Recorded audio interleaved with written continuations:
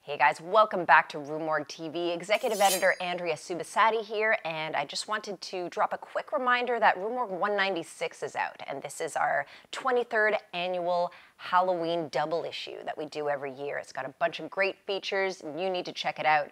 You can order it directly from us here at the RUE MORGUE Manor or at your favorite retailer. Don't forget to like and subscribe, and we'll see you next time. My name's Laura HOKSTAD. I am an intern here at RUE MORGUE magazine, and I'm also a tarot card reader. I'm a big fan of horror movies, and so I thought today let's look at some tarot moments in some of my favorite horror films. Welcome to Tarot on RUE MORGUE TV.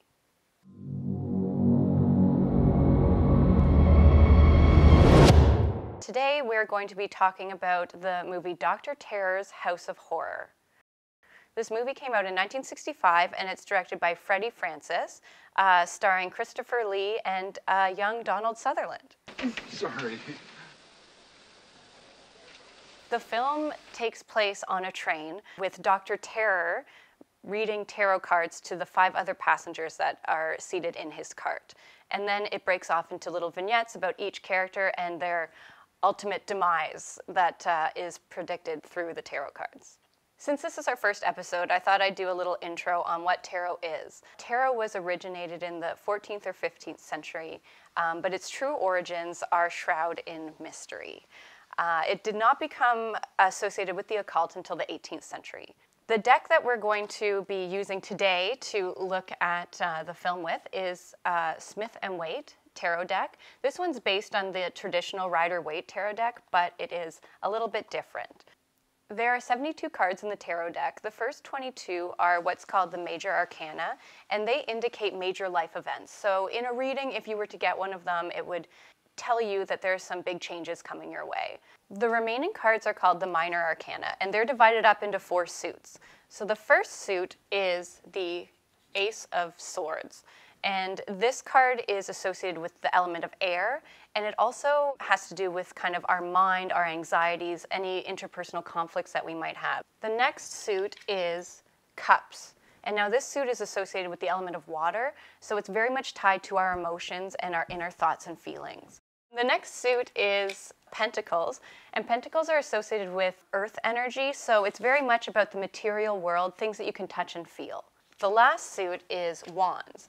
And wands are associated with fire energy. So it's all about our creative passions, things that like really move us forward, and our creativity, anything that kind of lights up a fire inside of us. In the film, each passenger receives a tarot reading from Dr. Terror.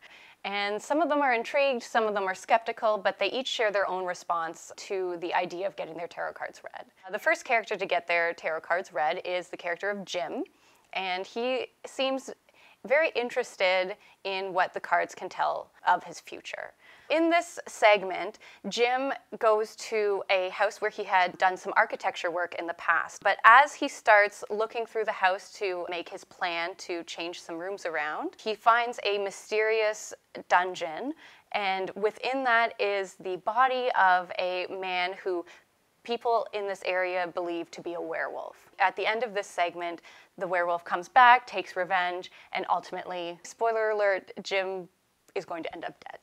So the cards that Dr. Terror pulls for him are the Chariot, the High Priestess, the Moon, and Strength. However, in the film, Dr. Terror refers to the Strength card as the Enchantress. When Dr. Terror draws the cards, the first one is the Chariot, and he tells Jim that you're going to be traveling.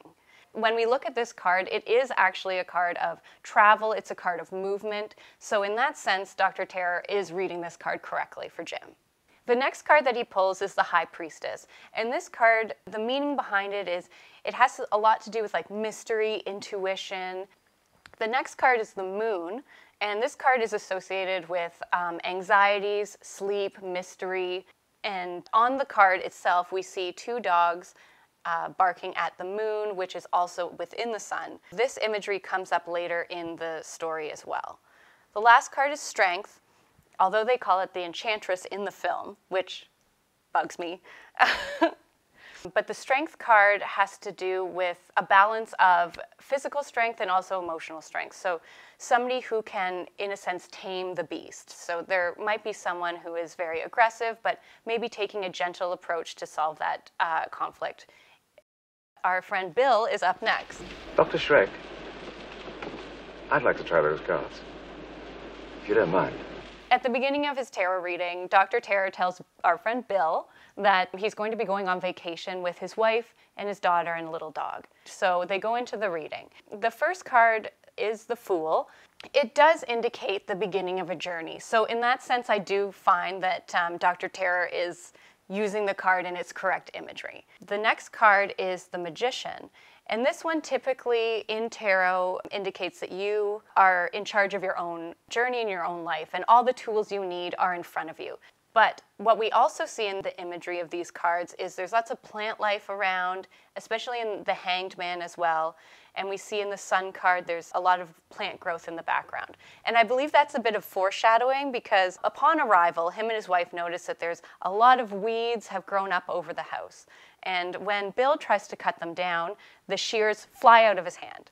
And what we find out is that this plant is a killer plant, and it's coming to take over Bill's house, to kill him, his wife, and anyone who comes to visit.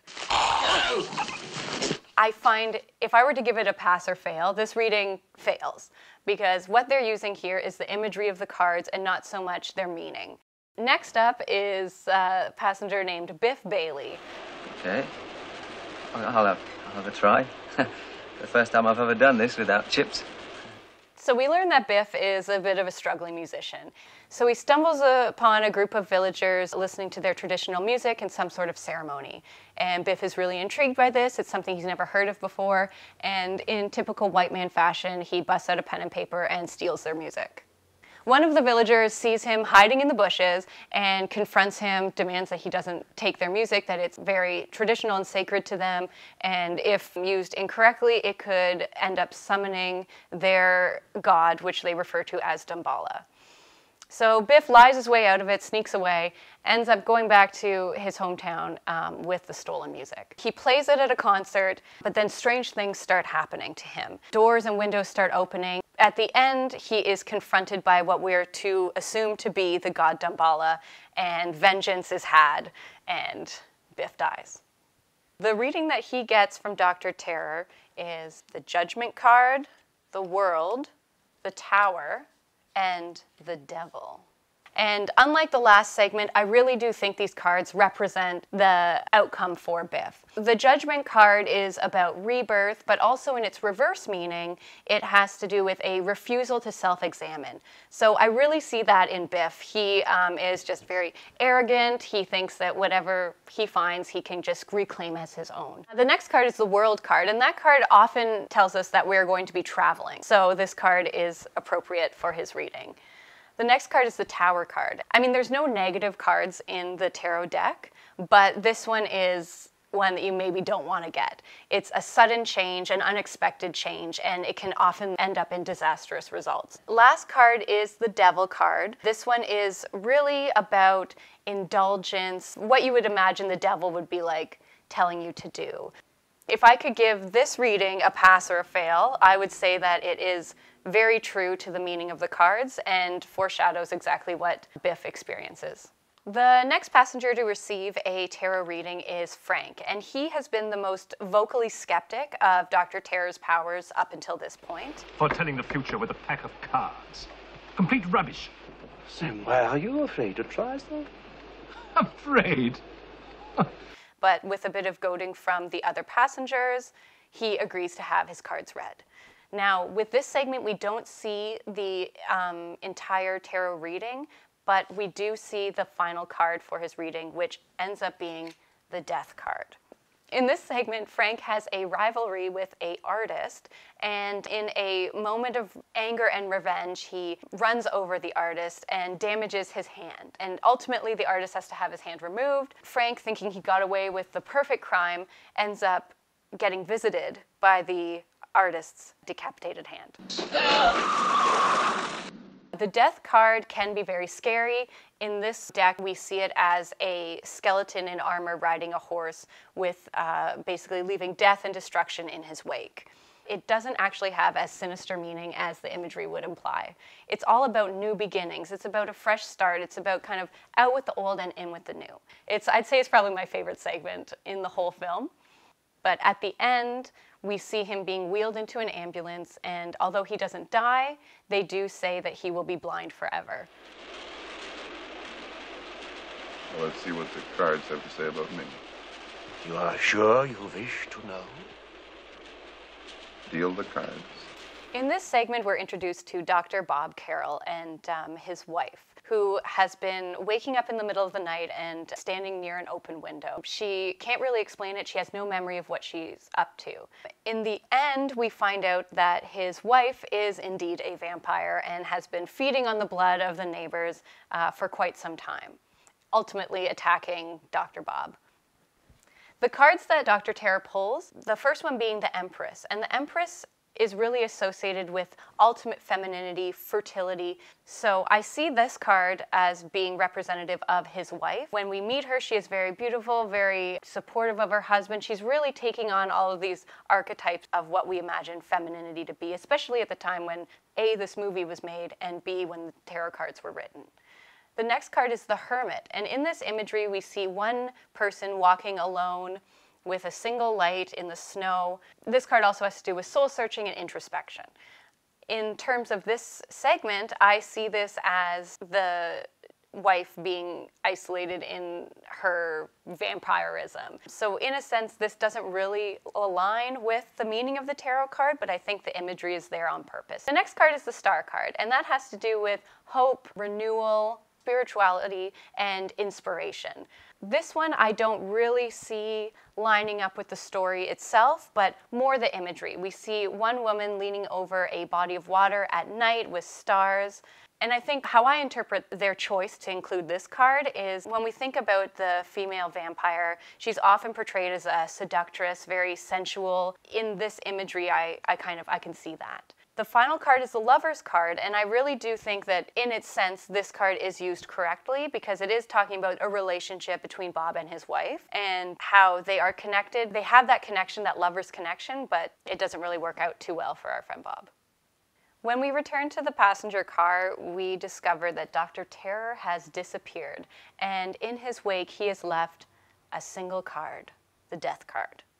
Now, I've been a little spoilery this entire time, so I'm not going to say the ending of this film. I would challenge you all to check it out. It is available for free on YouTube, and let me know if you think that this card is true to the outcome of the film. Keep in mind, too, that tarot is very subjective, so I'm very interested to hear your thoughts. If there's something in the cards that spoke to you that I didn't address or talk about, let's have that conversation in the comments below. Thank you for tuning in today. This has been Tarot, and I'm Laura HOKSTAD. Please remember to like and subscribe to our channel, and I will be back next time to see what's in the cards.